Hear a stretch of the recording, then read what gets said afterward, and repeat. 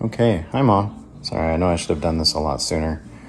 So I'll walk you through how to turn it on and how to set it up. So first off, you have your battery and your memory card and your GoPro. So when you're looking at the back on the right side, you should see this little tab. And so what I found best is you push this in with your thumb and then use your nail and pull it down, and then it opens up. So once it's open, you can see the 3 prongs, or four prongs in there. Those are going to line up with the slots in the battery, so to make sure they're facing to where they can be connected properly. And just slide that in. What's wrong, Kenzie? Look, Ryan's World. And your memory card.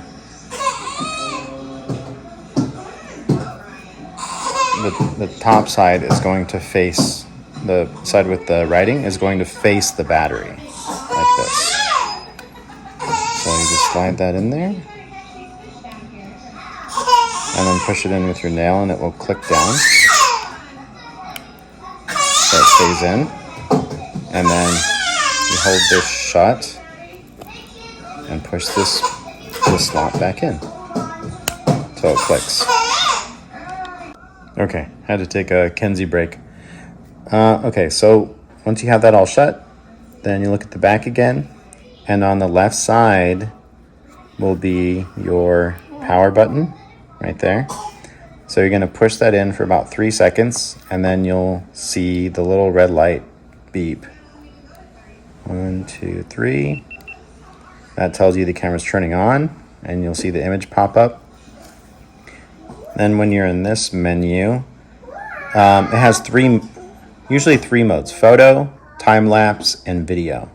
And the way you can toggle between the 3 is, again, on your left side here. You just click the power button and it will show you. See, now it's going to photo. Push it again. It goes to time-lapse, and push it again, and it will go to video.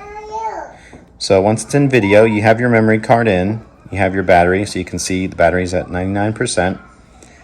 And then you can also see at the top left here that if you're recording at this level, 4K, at 30 frames a second, you can approximately record an hour worth of footage. So that's a good indicator to start with.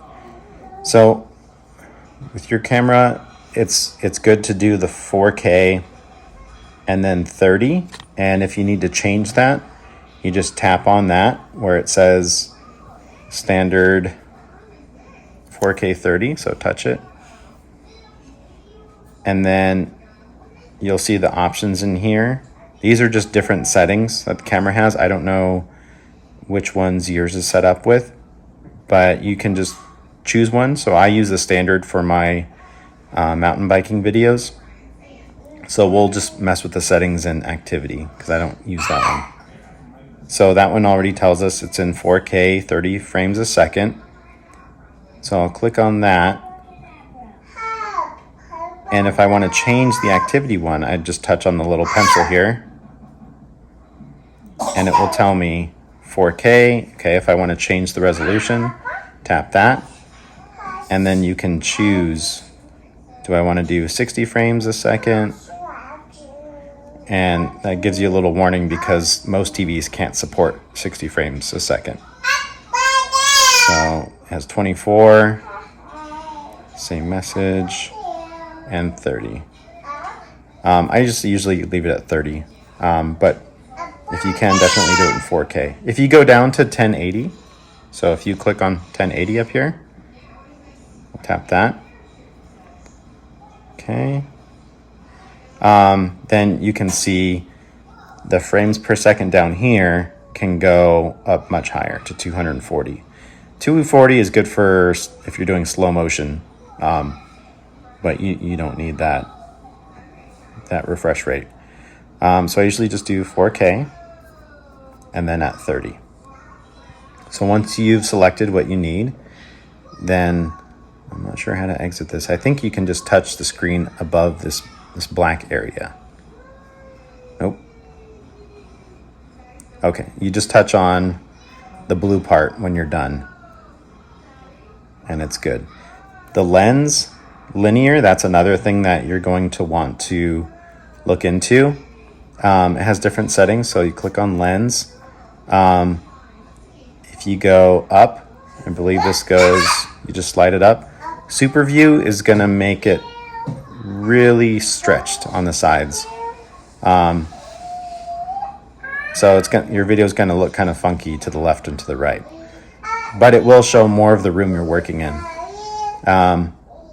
So I would just use one step down, the wide, because that'll get more of the room. Let's see if it will show us a preview. Yeah. So we'll just leave it on wide. I think you can just touch on the blue here and it takes you back. Hyper smooth on, that's for doing activity stuff. You don't really need that, and you'll actually get a bigger picture if you turn it off. So if you just click on it and you drop it down to the bottom, hyper smooth off. So those are really the only things you want to mess with. So 4K at 30 frames a second, the lens at wide, and then hyper smooth off. And then when you want to go back, you just click on the arrow here,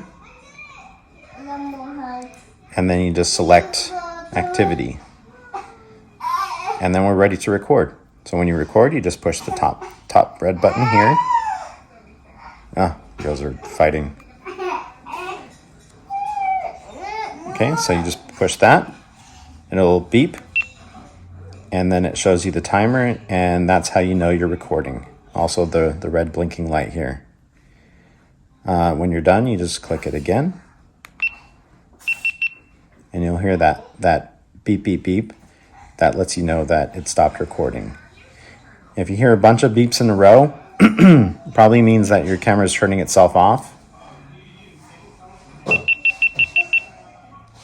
You hear that? So 7 beeps. So it might turn off if you're out of memory space, or if it has stopped recording. Sometimes it stops recording on its own. I don't know why. But then you just go back to the power button, hold it down right here. Turn it back on. Just make sure you're in the option you wanted with the 4K, 30 frames per second, and W for wide. And then just hit record again. Just at the top. And then when you want to stop it, you just hit the record button again at the top. So that's the basic of it. If you're going to be recording a lot, you can actually open up this side here. As I said, you push in on this side and use your nail to pull that down. If you're going to be recording a lot, then you can just plug it in and keep it plugged in so the battery doesn't run out. So you can just leave this open, that's fine. Other than that, if you have any questions, just let me know. All right, love you, Mom.